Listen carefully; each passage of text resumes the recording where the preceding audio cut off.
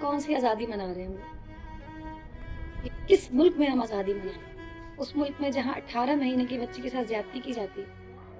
उस मुल्क में जो अभी कुछ टाइम पहले गुल प्लाज़ा का वाक़या भूला जा रहा था। उस मुल्क में आज़ादी मना रहे हैं। कल इतनी बड़ी तादाद में हम बाहर निकले, तफ़रीह करने के लिए, आतिशबाज़ियाँ देखने के लिए।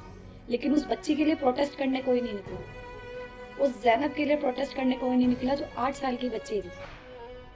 एक हमारे इन्फ्लुएंसर वो निकले प्रोटेस्ट करने के लिए, उनको ले जाया गया, उनको बहुत ही बुरे तरीके से उनको गाड़ी में डाला गया पुलिस की। मतलब कौन से कौन सी आज़ादी मनाने निकल रहे हैं? अपनी औलादों को तमीज़ सिखाएं, अपने बेटे को बताएं कि किस तरीके से औरत की इज्जत की जाती है।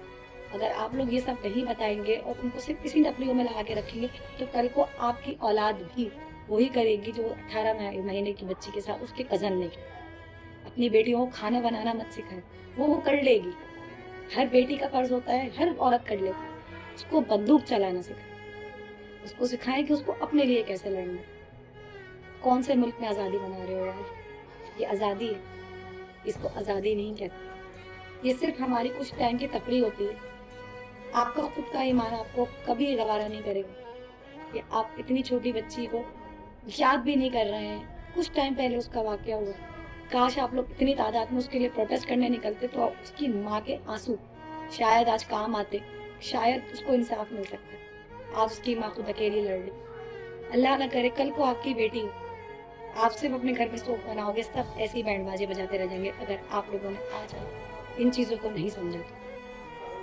अगर आप लोग आज किसी की बेटी के लिए आवाज़ उठाएंगे तो कल को आपकी बेटी के पीछे हज़ारों लोग खड़े होंगे जो उसके मुहाफ़िज़ बन के खड़े होंगे। क्यों? क्योंकि अल्लाह देख रहा है कि आपने किसी की बेटी के लिए आवाज़ उठाई।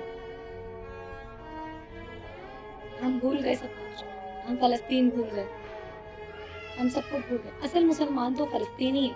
हम कर क्या रहे हैं? हम आज तक हैप्पी न्यू ईयर 14 अगस्त मनाने में मसरूफ़ हैं। ये कौन सी ज़िंदगी है यार? क्या जी रहे हो आप लोग? जब तक आप किसी का एहसास नहीं करोगे, कल को कोई आपका एहसास भी नहीं करेगा। उस 18 महीने की बच्ची का क्या कसूर था?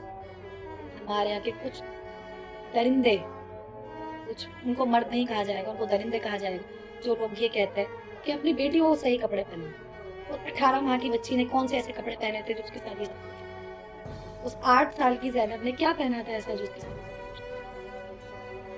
ज़रा अकल पकड़ो, थोड़ा दिमाग चलाओ।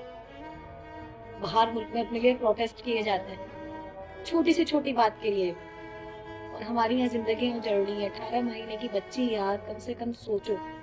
सोच के रूह काँपती है कि उस बच्ची के साथ कितनी उसने तकलीफ गुज़ारी होगी।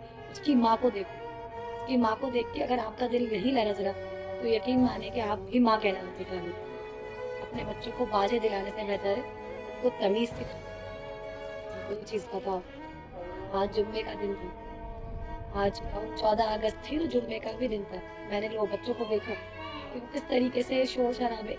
आप लोगों ने एक दफ़ा उसको बिठा के बताया कि आपके इस हरकत से कोई परेशान हो सकता है। जब तक हम खुद एक-दूसरे का एहसास नहीं करेंगे, हुकूमत हमारा एहसास नहीं करेगी। क्योंकि ये चीज़ तो अल्लाह ताला ने कुरान शरीफ में फरमाई है कि जैसी अवाम होगी, वैसे ही हुक्मरान होंगे। खुद को सही करो, हुक्मरानों को नहीं।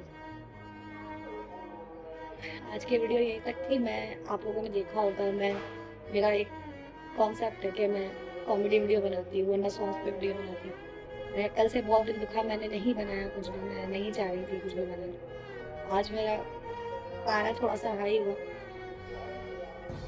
क्योंकि कल मैं स्क्रॉल कर रही थी जहाँ किसी भी ऐप पे, तो मुझे सिर्फ़ 18 माह की बच्ची नज़र आई।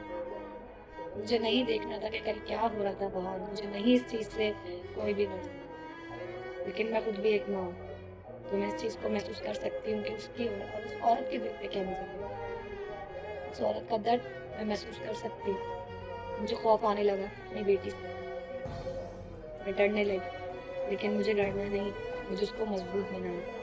मैं बनाऊँगी इंशाअल्लाह, अपने बेटों को ऐसी तरबियत दूँगी कि कल को अल्लाह ना करे, मेरे बेटे इस मकाम पे ना पहुँचे कि वो किसी की इज़्ज़त पे खेले।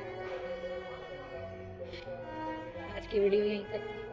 अल्लाह हाफ़िज़। आप सबसे यही गुज़ारिश है कि प्लीज़ दूसरों की आस-पास वाली तकलीफ़ों को समझो। वो समझोगे तो कल को आपकी तकलीफ भी समझी जाएगी। अल्लाह हाफ़िज़।